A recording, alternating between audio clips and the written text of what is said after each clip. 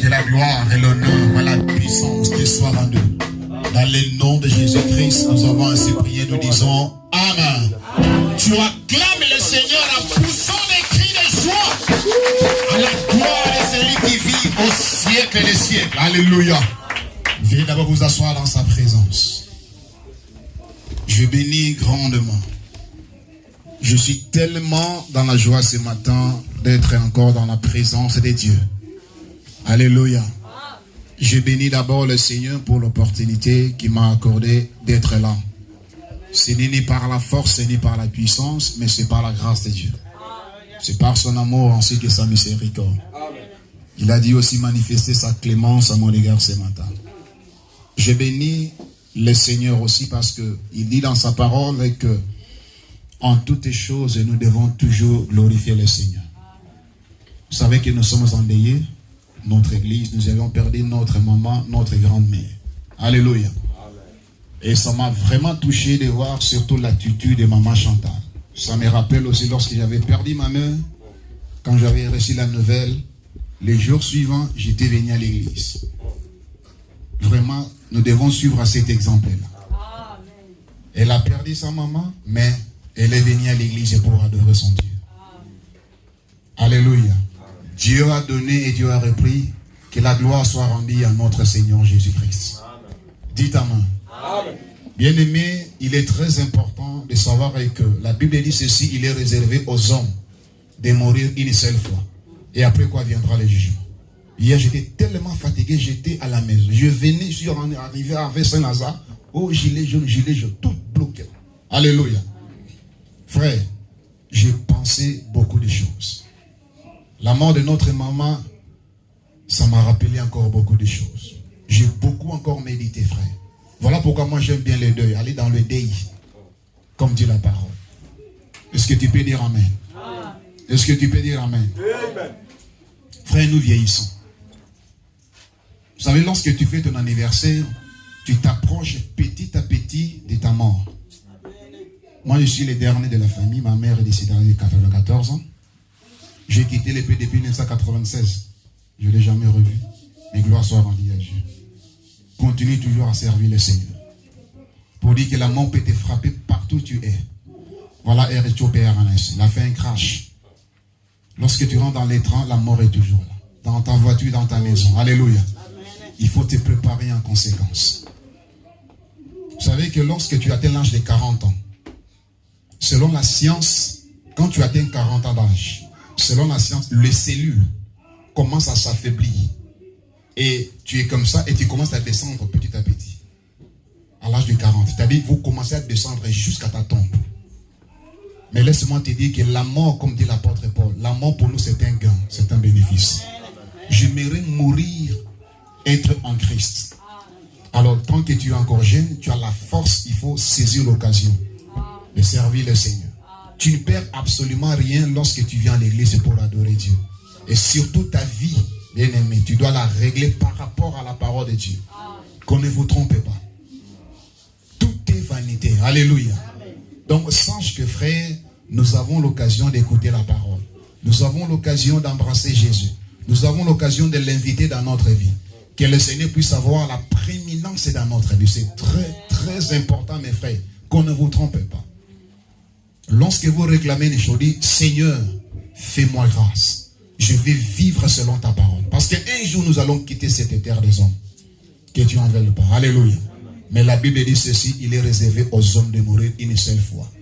Mais après la mort, bien aimé, ce n'est pas la finalité. Ce n'est pas la fin de toutes choses. Après la mort, il y a notre vie. Il y a un jugement qui nous attend. Voilà pourquoi on doit se préparer en conséquence. Alléluia. Comme je disais à un bien-aimé, frère, tu ne peux pas fuir les problèmes. L'homme doit affronter toujours les problèmes. Même dans le monde, on dit que l'homme se mesure devant les obstacles. Lorsque tu vas mourir, quand tu seras enterré, cela finit ce problème pour toi. Mais tant que tu es vivant, il y aura toujours des problèmes. Mais il faut toujours marcher dans le Seigneur. Il ne faut pas lâcher. Dites Amen. Voilà notre maman Chantal. Elle est là à l'église. Mais toi, avec un petit souci, tu ne viens pas à l'église. Elle a perdu sa maman. Elle peut avoir raison de rester à la maison avec la famille.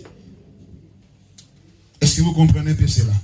Donc c'est vraiment une leçon pour nous. C'est un grand enseignement pour nous. C'est pour t'encourager que frère, tu n'as pas raison. Aucun d'entre nous n'a raison devant Dieu. Même moi, je n'ai pas raison devant Dieu.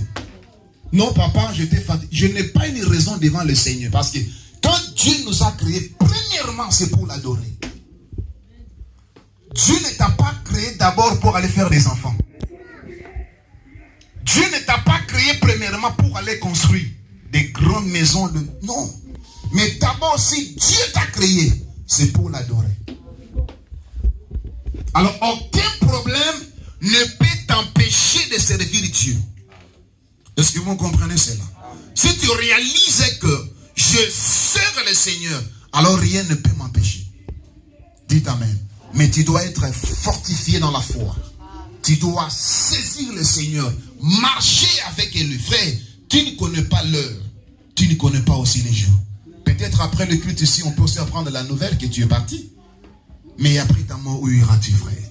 Ne regarde pas ta beauté, ne regarde pas ton influence. Ne regarde pas ton rang social. Ne vois pas, non, un tel m'a dit ceci. Mais il faut regarder ta relation avec le Seigneur.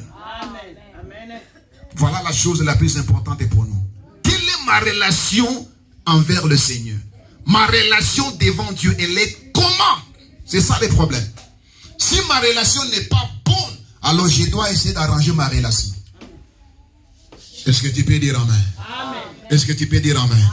Que le Seigneur vous bénisse richement, frère. Parce que vous devez savoir que vous avez l'occasion de venir dans la maison de Dieu. C'est pour écouter Dieu. Nous venons ici, c'est pour écouter Dieu. Et la maison de Dieu, c'est une maison de correction. À commencer par la tête jusqu'au dernier blanc. Quand je viens dans la présence de Dieu, c'est pour être corrigé. Moi aussi, j'ai besoin. Dieu doit me corriger. Alléluia. Là où il y a des erreurs, il doit me corriger. Et qui nous corrige, c'est la parole. Et nous devons être soumis devant la parole. Est-ce que tu peux dire Amen? Est-ce que tu peux acclamer d'abord pour la gloire de notre Seigneur Jésus? Que Dieu soit béni. Amen. Alors on va se mettre debout, s'il vous plaît, pour lire une portion de l'Écriture. Que le Seigneur soit béni. Colossiens chapitre 1er. Colossiens chapitre 1er à partir du verset 1. Je lis la parole au nom de Jésus-Christ. Vous y êtes? Colossiens chapitre 1er à partir du premier verset. La Bible dit, Paul, apôtre de Jésus-Christ par la volonté de Dieu. Et le frère Timothée, aux saints et fidèles frères en Christ qui sont en Colosse, que la grâce et la paix vous soient données de la part de Dieu notre Père. Nous rendons grâce à Dieu le Père de notre Seigneur Jésus-Christ. Et nous ne cessons de prier pour vous, ayant été informés de votre foi en Jésus-Christ et de votre amour pour tous les saints, à cause de l'espérance qui vous est réservée dans les cieux, et que la parole de la vérité, la parole de l'évangile, vous a précédemment fait connaître. Il est au milieu de vous, et dans le monde entier, il porte des fruits, et il s'accroît. Comme c'est aussi le cas parmi vous depuis le jour où vous avez entendu et connu la grâce de Dieu, conformément à la vérité, d'après les inscriptions que vous aviez reçues de Paphras, notre bien-aimé compagnon de service. Il est pour vous un fidèle ministre de Christ, et il nous a appris de quel amour l'Esprit vous anime. Amen. Veuillez vous asseoir, on acclame pour la parole de notre Seigneur Jésus-Christ.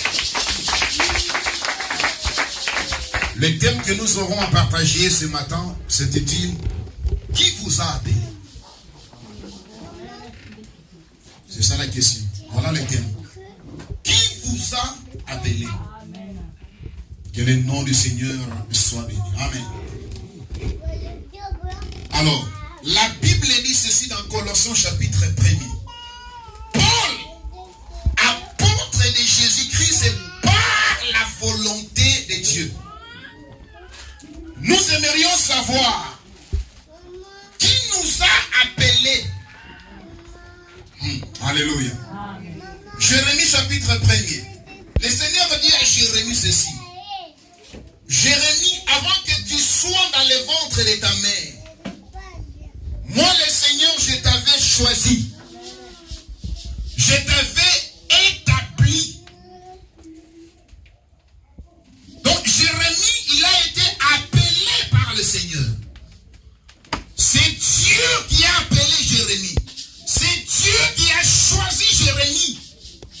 avant même qu'ils soient dans les ventres de sa maman.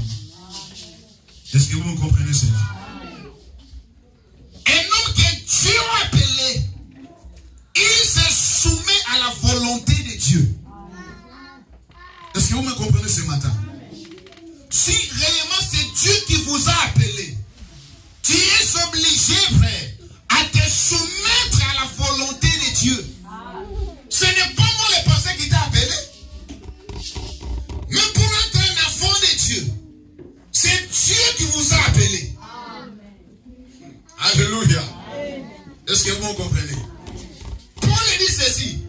Paul, apôtre de Jésus-Christ, il n'est pas l'apôtre d'un homme.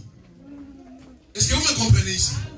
Il dit, Paul, apôtre de Jésus-Christ, par la volonté de Dieu. Paul a été appelé apôtre de Jésus par la volonté de Dieu.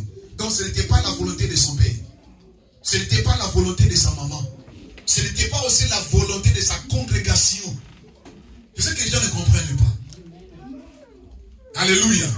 Mais si toi tu comprends que c'est le pasteur qui t'a appelé, frère, un jour tu abandonneras cet appel-là. Tu seras fatigué un jour. Si toi tu crois que c'est un homme de Dieu qui t'a appelé, frère, tu vas lâcher la prise. Mais si tu sais que c'est Dieu qui t'a appelé, tu vas t'accrocher à ce Dieu-là. Malgré les hauts et les bas, malgré les difficultés, malgré les circonstances, frère, tu vas t'accrocher avec ce Dieu-là. Est-ce que vous croyez la parole? Parce que Paul dit, il est l'apôtre de notre Seigneur Jésus, par la volonté de Dieu. Et quelle est la volonté de Dieu aujourd'hui? Jésus, quelque part, il dit ceci. Or, la volonté de Dieu, c'est qu'il te connaît, c'est toi d'abord. Le seul, le véritable Dieu. Et c'est lui que Dieu a envoyé. Frère, la volonté de Dieu aujourd'hui, tu dois le connaître. Lui est véritable. Parce qu'il y a plusieurs dieux dans ce monde-ci. Mais nous sommes dans l'obligation de connaître le véritable Dieu. Et pour connaître le véritable Dieu, c'est au travers de sa parole, par la révélation que l'Esprit va nous accorder aussi. Est-ce que vous me comprenez cela? Tu ne peux pas comprendre Dieu par l'intelligence humaine. Tu ne peux pas comprendre Dieu par la philosophie humaine. Alléluia. Qui vous a appelé? Si c'est le prophète divin qui t'a appelé, papa, tu vas fuir. Oh, alléluia. Même moi, ce n'est pas ma mère qui m'a appelé dans le ministère. C'est un travail que Dieu lui-même m'a donné. Alléluia. Et dans ce travail-là, il y aura des embûches aussi. Est-ce que vous me comprenez cela? J'aimerais que vous puissiez vraiment saisir au moins la pensée des dieux. Frère, qui vous a appelé? C'est ça le problème. Si tu sais celui qui t'a appelé, frère, tu ne forceras pas des choses. Les gens pensent que les conducteurs, ce sont des hommes parfaits. Non. Je vais te prouver dans la Bible, Moïse était le conducteur. Là-bas en Israël. Moïse, il avait un grand défaut. Un homme colérique. Il se fâche, Moïse. Mais il y avait des gens qui étaient à côté du prophète Moïse. Il les soutenait. Mais il avait des faiblesses. Oui. Alléluia.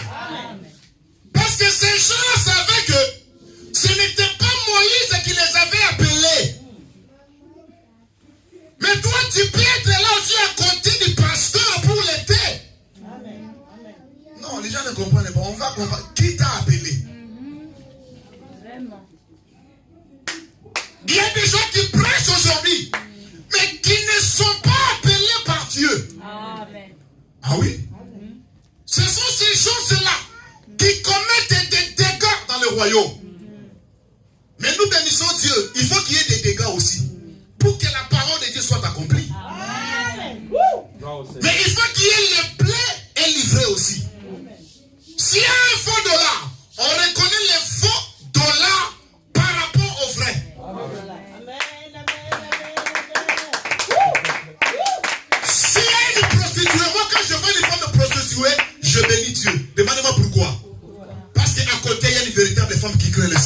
Amen.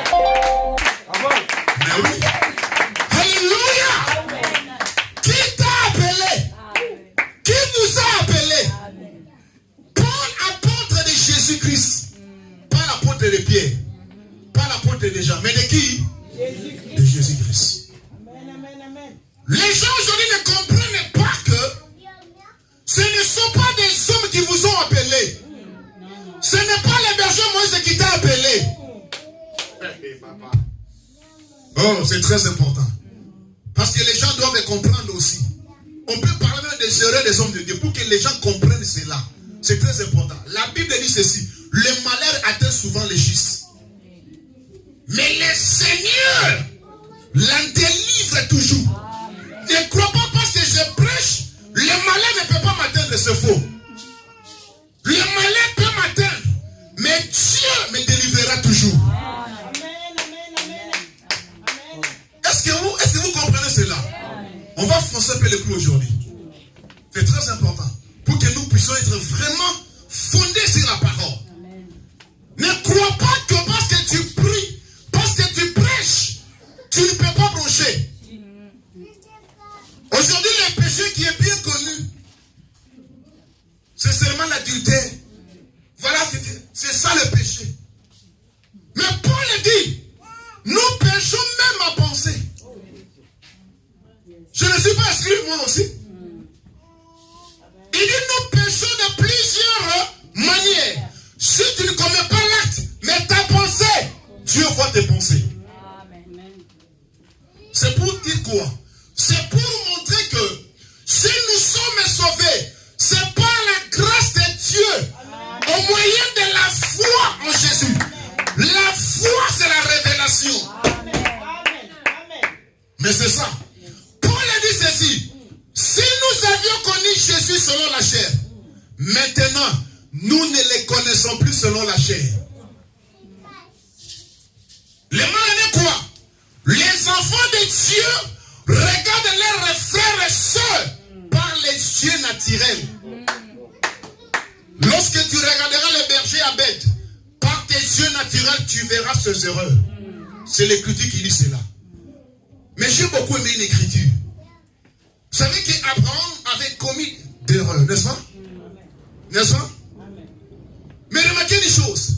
Mais quand Paul prend l'écriture, prend la vie d'Abraham, ce qui m'étonne, écoutez, Paul dit ceci. Abraham crut à la promesse de Dieu. Il n'a pas douté par incrédulité. Oh, mais Paul, mais est-ce que tu as commis l'erreur ou comment? Mais comment Paul pouvait dire qu'Abraham n'a pas douté de la promesse? Oh, quand je lis la parole dans l'ancienne alliance, quelque part Abraham avait douté de la parole. Demandez-moi comment. Lorsqu'il a demandé à sa femme a dit que non, bon, comme je ne, hein, tu vois, il n'y a pas la plénitude, tu peux prendre ma servante. Et il est allé, il a pris la servante, n'est-ce pas? Et ils ont fait l'enfant. C'était quoi le doute? Mais Paul a dit, il n'a pas douté. Amen. Amen. Pourquoi? Parce que Paul ne regardait pas Abraham selon la chair. Le témoignage divin efface nos erreurs. Amen. Tu peux dire que pasteur qui ne sait pas parler, je fais bien. Le témoignage d'en haut effacera mes erreurs. Amen. Parce qu'il y a un homme qui a quitté le ciel, le trône. Il a dit, je dois prendre la place de pasteur Guy. Il n'a pas mérité le salut, mais je dois le sauver. Alléluia. Jean-Baptiste l'a présenté en disant, voici l'agneau de Dieu. Dans l'ancienne alliance, le souverain sacrificateur, il prenait l'agneau. Oh, j'aime bien la parole. Frère, et qu'est-ce qu'il faisait? Il posait ses mains sur l'agneau pour transmettre ses péchés sur cet animal-là. Or, la Bible dit que le sang de l'animal couvrait tout simplement, mais ne pouvait jamais ôter le péché. Mais c'était la préfiguration du véritable agneau de Dieu qui devait venir. C'est celui dont Jean-Baptiste l'a présenté. Il a dit, voici l'agneau de Dieu qui ôte le péché du monde.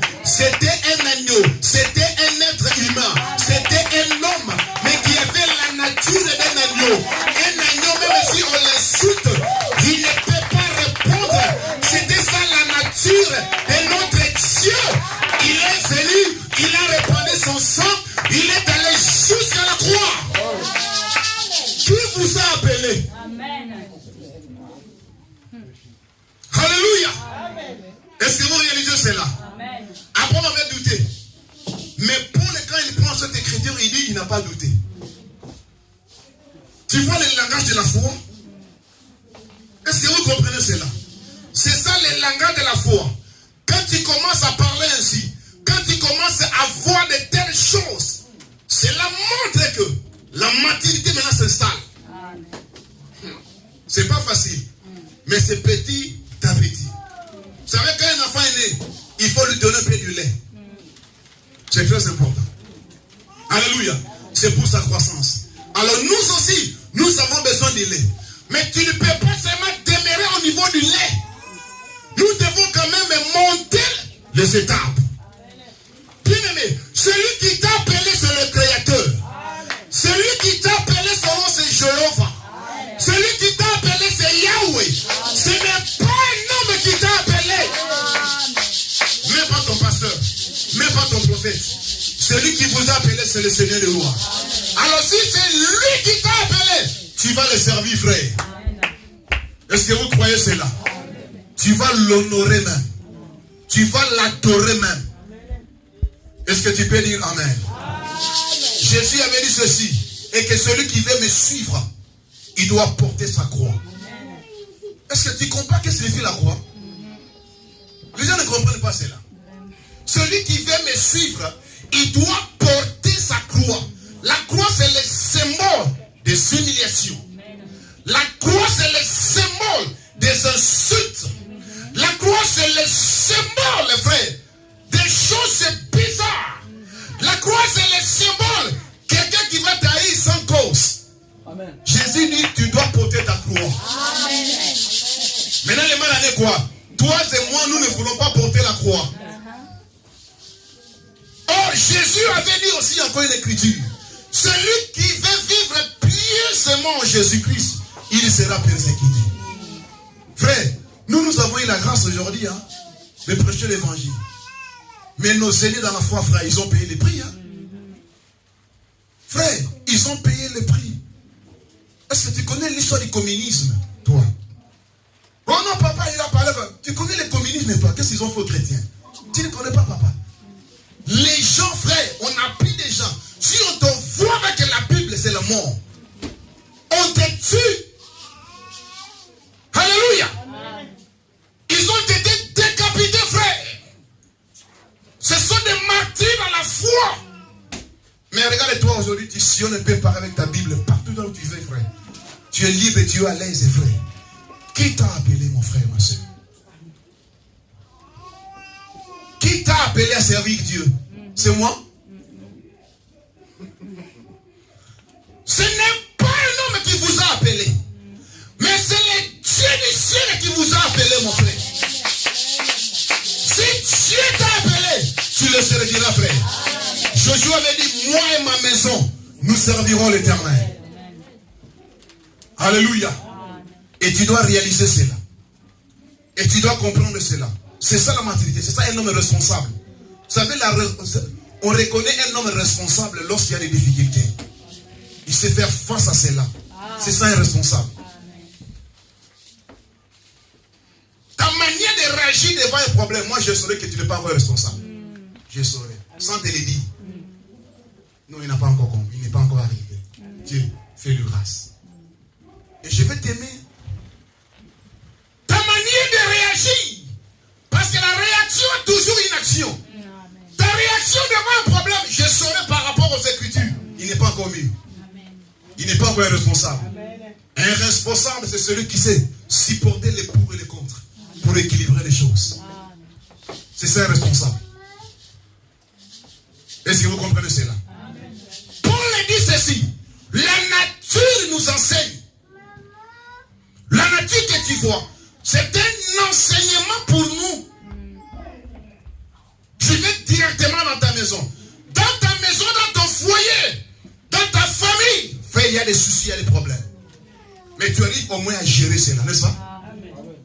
Mais c'est ça la responsabilité. Alléluia. Qui vous a appelé, frère? Il dit, Jérémie, avant que tu sois dans le ventre de ta maman, c'est moi, Yahweh, qui t'avais appelé. Frère, moi je sais que ce n'est pas toi qui m'as appelé, mais c'est le Dieu Tout-Puissant qui m'a appelé. Voilà pourquoi je ne verrai personne. Je vois seulement celui qui m'a appelé, celui qui m'a établi. Il m'a dit, avance avec mes faiblesses. Il va t'aider aussi. Alléluia. Celui qui nous a appelés, c'est le Seigneur Jésus-Christ. Alléluia. Amen. La Bible dit que le juste tombera 7 fois. Et il se relèvera aussi 7 fois. Quand il tombe, il ne faut pas rester là-bas. Relève-toi et continue la marche. Est-ce que tu peux dire Amen? Bien-aimé, on n'a pas une raison devant le Seigneur. Non, même pas ici. Tu n'as pas raison à donner devant le Seigneur. Bien-aimé, nous sommes appelés à le servir. Nous sommes appelés à l'aimer. Nous sommes appelés à soutenir son œuvre. Alléluia. Parce que c'est lui qui nous a appelés. Et je crois comme il nous a appelés, c'est celui qui va nous payer, frère. Il va nous récompenser. Alléluia. Parce qu'il y a un contrat entre l'employé et l'employé. C'est celui qui nous a employés dans son service. Et moi, je crois qu'il est important. Lorsque le ciel sera ouvert, je vais témoigner la grandeur et la main de Dieu. Parce que celui qui m'a appelé est fidèle. Même si les hommes sont infidèles, Dieu restera fidèle à sa parole. Moi, je crois cela. Voilà pourquoi je ne vois pas les hommes. Mais moi, je vois le Seigneur. Alléluia. Est-ce que vous comprenez cela? Regardez Pierre. Un jour, il a dit à Jésus, je ne veux pas que tu puisses mourir. Non, non, ça ne peut pas arriver. Jésus, quand il a regardé Pierre comme ça, il a dit, arrière de moi, Satan. Pierre pouvait penser que non. Jésus, moi, Satan. Ok, au revoir. Il n'a pas vu Pierre, mais il a vu l'esprit qui est derrière Pierre. Il dit, Satan te réclame pour te cribler comme un froment. Mais moi, je prie afin que ta foi ne défaille point. Voilà pourquoi il avait dit à Pierre, Pierre, quand tu seras converti, affermis tes frères. Il ne faut pas condamner la personne, mais il faut voir l'esprit qui est derrière la personne. En réalité, l'homme est innocent, mais c'est l'esprit qui le tourmente là. Si tu es vraiment un homme spirituel, si tu es une femme spirituelle, tu ne verras pas la personne, l'être humain. Mais c'est l'esprit qui les tourmente. Toi, maintenant, tu dois avoir le souci de prier, de chasser l'esprit là qui les tourmente. Mais c'est ça un homme responsable. C'est ça un homme qu'on dit qu'il a vraiment grandi dans la foi. Quand je vois une prostituée, ce n'est pas elle. Mais c'est le démon de la prostitution qui s'est installé dans un corps. Est-ce que vous comprenez? Et moi, je ne peux pas la condamner. Mais je dois combattre l'esprit. Je dois chasser l'esprit dans son corps pour qu'elle soit libre.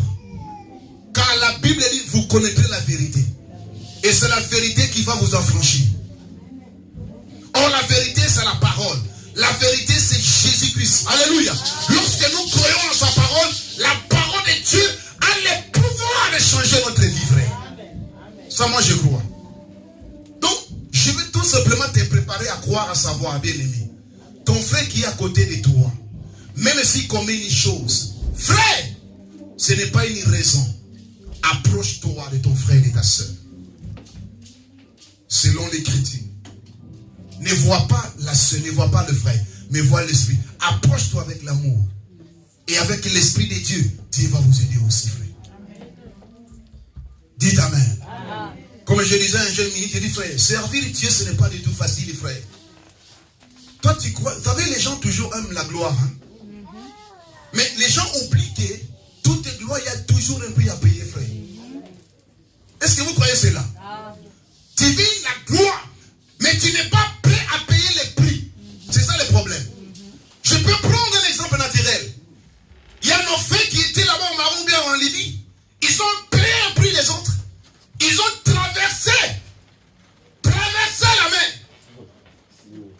Toi, tu attends ça, tu as la mer. Alléluia. C'était un prix. Toi, tu es là, non, la mer, voilà, il y a combien de mers, mer Méditerranée, la mer, ça c'est la géographie, tu vas sur Google la mer. As-tu déjà vu? Mais il y a les autres qui ont payé le prix. Est-ce que tu peux acclamer d'abord le Seigneur de gloire, Jésus? Alléluia. Nous sommes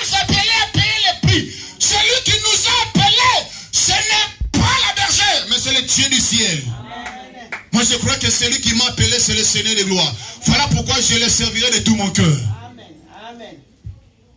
Malgré mes défauts, je m'approcherai devant lui. Seigneur, aide-moi. Seigneur, reprise-moi.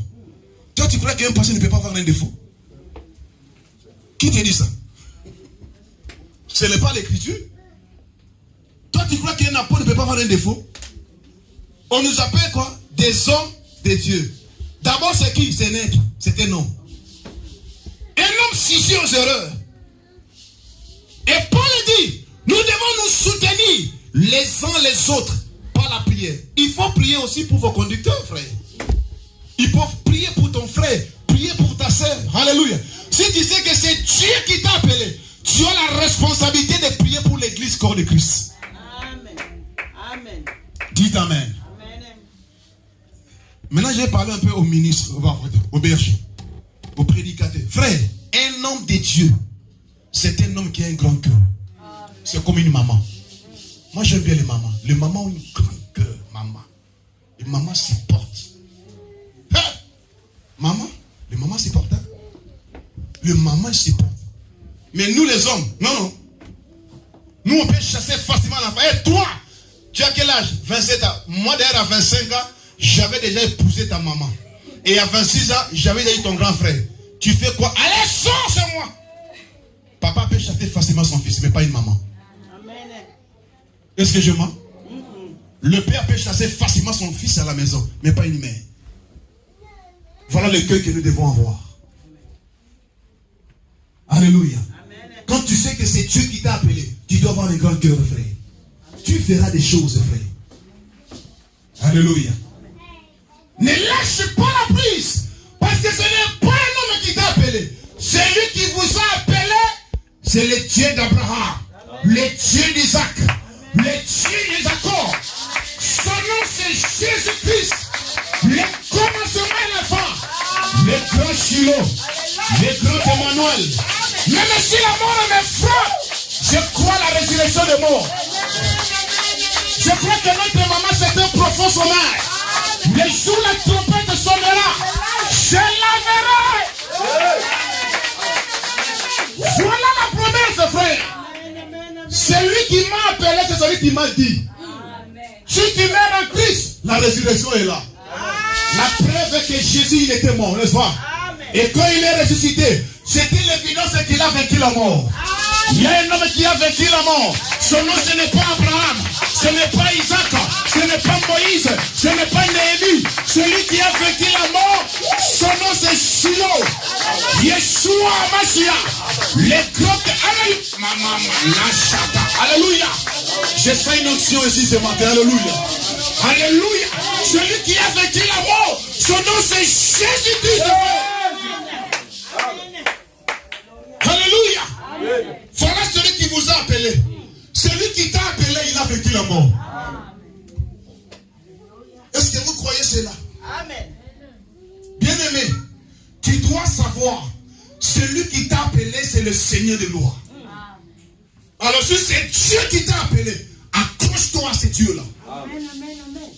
Sers ton Dieu, malgré les obstacles, malgré les embûches. N'arrêtez pas. Alléluia. Alléluia. Il y a un homme de Dieu. Quand il avait commencé le ministère, vous savez, frère, quand on baptise, c'est pas facile. Hein? C'est facile de voir les erreurs des autres églises. Non, il fallait.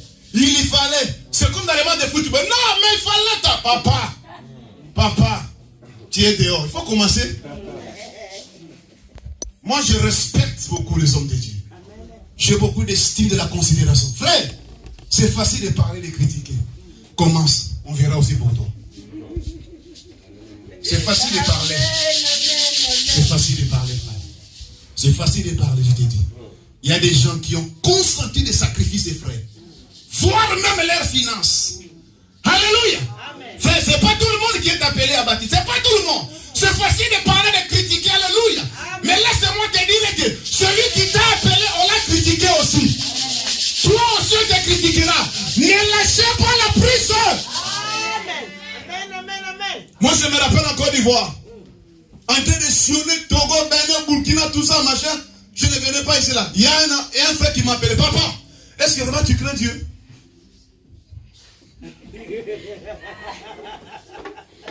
Tu sais pourquoi il a dit ça? Voilà. Je ne venais pas. Alléluia. Amen. Mais laisse-moi te dire ce matin, même si les gens te négligent, celui qui a fait la promesse est fidèle. Il a créé les cieux et la terre. Ce n'est pas Paul qui t'a appelé, c'est les cieux du ciel. Jésus-Christ, il accomplira sa promesse dans ta vie, frère. Il a promis Abraham. Et Abraham, il a veillé l'enfant, frère. Dans le monde, on dit, quelle que soit la durée de la nuit, mais un jour, le soleil toujours, mais le jour finira par apparaître, frère. Dites Amen. Qui vous a appelé? Celui qui vous a appelé, frère, c'est celui qui vous a créé, frère. Il connaît tes besoins, il connaît tes soucis. Alléluia. Il a dit dans sa parole, recommande tes projets entre ses mains. Ne crois pas que toi, tu as les soucis de ta vie plus que Dieu. Non. Les gens pensent qu'ils ont les soucis de leur vie plus que Dieu. Alors si tu réalises, frère, tu vas toujours honorer ce Dieu-là. Comment? Par ta présence. Alléluia. Par ton soutien spirituel, matériel et physique et financier. Parce que tu sais que tu le fais pour celui qui t'a appelé. Le Dieu tout-puissant, le Créateur. Dites Amen. Voilà pourquoi nous servons ce grand Dieu-là. Nous sommes dans l'amour de Dieu. Alléluia. C'est l'amour de Dieu qui nous a sauvés, mes frères et sœurs. Est-ce que vous croyez cela? Amen. Vous savez, Dieu aussi, frère. Dieu n'est pas des personnes. Mais Dieu peut éprouver notre foi. Dieu peut éprouver ta foi. Lorsque tu vas traverser des moments difficiles, ce n'est pas le moment de lâcher. Ce n'est pas le moment d'abandonner Dieu. Est-ce que vous m'écoutez ce matin? Amen. Lorsque tu traverseras la vallée de l'ombre de la mort, n'abandonne pas le Seigneur, mon frère. Amen. Même si je traverse la vallée de l'ombre de la mort, je ne serai pas atteint. L'ombre de sa main, alléluia, va te couvrir, va te protéger, mon frère. Est-ce que vous comprenez cela, frère? Amen. Qui vous a appelé? J'ai toujours aimé les langues des prophètes. Je n'ai jamais vu Jésus dans la Bible dire, Jean, il faut me servir, fouet. Non, non. Dieu n'a pas un fouet pour commencer à nous fouetter à le servir. Non. Alléluia. Il n'y a pas fouet ici. Mais celui qui t'a appelé, si tu sais que c'est lui qui t'a appelé, tu le serviras sans qu'on te pousse. Amen. Alléluia.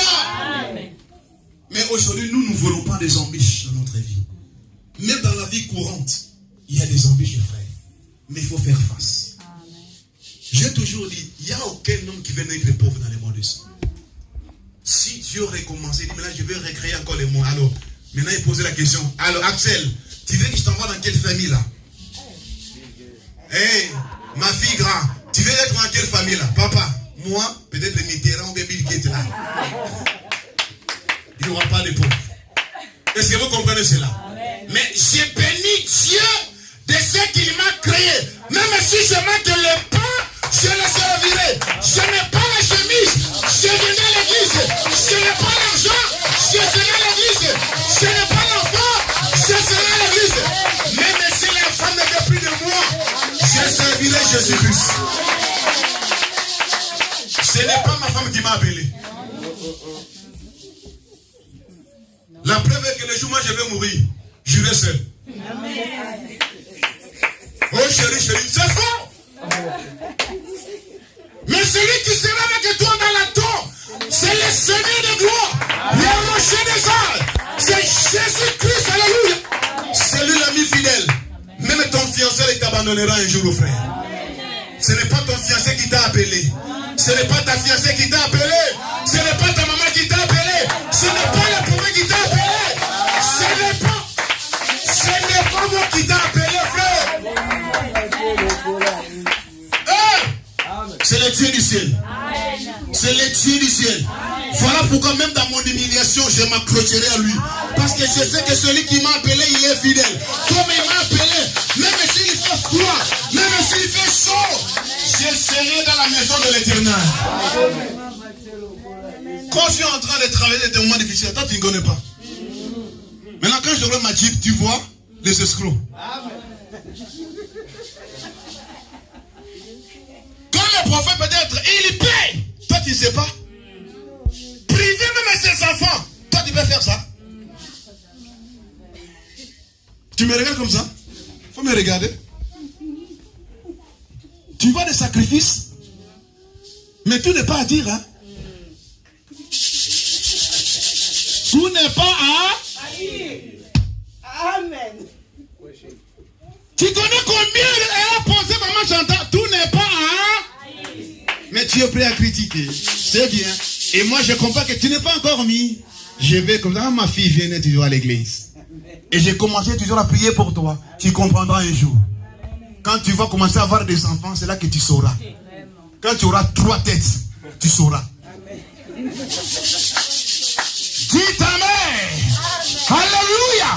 Dans le monde, on dit que les conséquences en ça n'est que les conseils. C'est facile de critiquer. Qu'est-ce qu'elle croit? Qu'est-ce qu'elle voit? Mais quand ça va t'arriver aussi, on verra ta réaction aussi. Supportons-nous les uns les autres. Ce n'est pas ton frère qui t'a appelé. Ce n'est pas ta soeur qui t'a appelé. C'est le Dieu du ciel qui t'a appelé. Et si c'est Dieu qui t'a appelé, tu le serviras de tout ton cœur, de toute ton âme. Dites Amen. Même ton travail doit servir le Seigneur. Ta beauté doit servir le Seigneur. Ton parler là doit servir le Seigneur. Tout ce que tu as, ta poche doit servir le Seigneur. Ta maison, tes enfants doivent servir qui? Le Seigneur. Celui qui nous a appelés, frère. Est-ce que vous réalisez cela, frère? La Bible dit que les cieux et la terre passeront, n'est-ce pas? Mais la parole de Dieu ne fera quoi? Ne passera jamais. Frère, dans toutes choses, il y a un sacrifice. Ce n'est pas facile, hein, papa? Dieu va te glorifier. Mais il faut être prêt à payer les prix, frère. Même ton frère, il peut te blesser. Mais en te blessant, ne vois pas le frère. Vois l'esprit derrière le frère, derrière la sœur. Et prie pour ton frère, prie pour ta sœur. C'est ça la maturité de la foi. Amen. Amen. Amen. Est-ce que tu peux dire Amen? Amen. Est-ce que tu peux dire Amen? Amen. Il y avait la loi en Israël et que les enfants d'Israël ne pouvaient jamais se marier avec une femme étrangère. Moïse a écrit cela, a rédigé cela. Mais Moïse lui-même, le législateur de la loi, il est allé. Il a épousé une femme éthiopienne. Une erreur. Tu peux avoir la raison, mais oui Moïse, Dieu a interdit. On ne peut pas se marier avec des femmes païennes. Mais toi, pourquoi tu l'as fait? Aux yeux du monde, c'était une faute. Mais c'était une leçon là-dedans. Laisse-moi te dire, même les erreurs des hommes de Dieu sont une leçon aussi, frère. Amen. Mais oui. Amen. Je vais te prouver cela. Moïse, en commettant cela, la Bible dit que c'était la préfiguration. C'était le type montrant que le Seigneur Jésus-Christ, il devait aller épouser une femme païenne. Et quelle est cette femme païenne? C'est toi, c'est moi. Tu vois l'erreur, cela a produit quoi? A produit le salut. Et maintenant, nous sommes sauvés. Amen. Dites Amen. Regardez aussi même Rahab la prostituée. Rahab la femme prostituée. Cela m'a étonné. Quand je lis la généalogie de Jésus-Christ, je vois son nom inséré là-dedans. Donc Jésus est issu de cette lignée là-bas. Quand on dit généalogie, c'est-à-dire c'est la descendance. Toi, comme tu es là, tu as une lignée, tu as une descendance. Tu viens jusqu'à votre arrière. Frère, Dieu peut prendre quelqu'un dans la poussière de la terre, le laver par son sang précieux, le revaloriser, le présenter devant les humains. Alléluia. Parce que Dieu prend toujours des choses qui sont viles, des choses qui n'ont pas de la valeur, des choses qui ont été abandonnées. Mais il doit les purifier par le sang précieux. C'est le sang divin. Le sang, c'est la parole. C'est la vie de Dieu même. Toi-même, tu es la preuve tangible. Tu étais rien, abandonné, négligé. Mais voilà que le sang de Jésus-Christ t'a purifié. Est-ce que tu peux dire Amen? Est-ce que tu peux acclamer pour la gloire de notre Seigneur Jésus-Christ? Bien-aimé, qui vous a appelé? C'est le Dieu Tout-Puissant. Amen. Amen. Ce n'est pas un pasteur qui va appeler. Ce n'est pas aussi le prophète, frère. Moi, je peux partir un jour sinon.